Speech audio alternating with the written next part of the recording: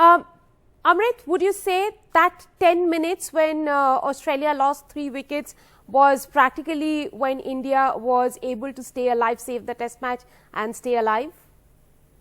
Well, I think 369 with the kind of bowling attack that we had, I think it's good performance by India.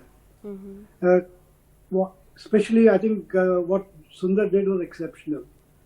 He came in as a replacement to Ashwin, and ahead of Kuldeep Yadav. There's a lot of debate about which spinner should have played.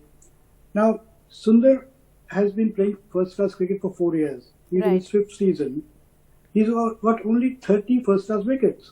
So he's coming into a test match, making his debut without really much behind him. But he bowled a long spell. He bowled well. He kept it tight. He kept the pressure up. Picked up 3 wickets. I think that's exceptional for a person on debut in Australia, where the wickets are not really so helpful to spinners. So I think overall 369 with the kind of bowling attack we had, as you mentioned, it came down from 5 to 4.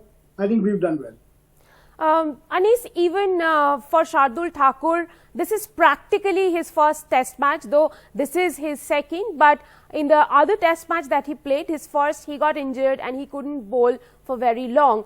Looking at him now, what would you say? What are your reactions to the way he bowled?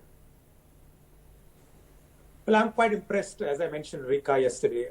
If he bowls the right lengths, I mean, I know there are no ifs and buts, but there were times when he was bowling the right lengths and he was making the Australian batsmen, making them in trouble, making them look in trouble. And yesterday, I was a bit disappointed when Rahane took him off when they took the new ball, because that is the time when he had induced a fall shot from Cameron Green. But nonetheless, Shardul Thakur will get better and better, provided he gets good guidance and good exposure.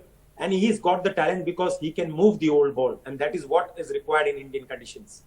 Gurkirat, let me ask you about the other debutant that India fielded in this match, Natarajan. What a spectacular performance and what a wonderful story. He's come all the way from white ball cricket, drafted into the red ball cricket. He was a net bowler.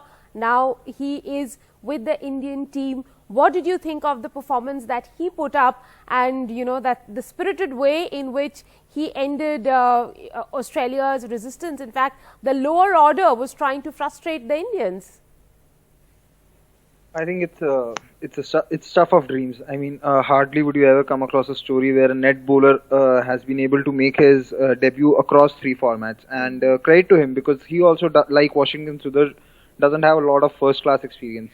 I was actually very apprehensive of him making his debut, but as the circumstances were, there was hardly any choice for the Indian management. But he did extremely well. And the one thing that actually surprised me was the sort of uneven bounce he was getting, with his pace. You generally don't associate that kind of an uneven bounce with somebody who's bowling in 130s. But he was able to get that, and I think the 2 wickets that he got, of Marnus Labuschagne and Matthew Wade, they had something to do with the extra bounce he had got. So, yeah, credit to him.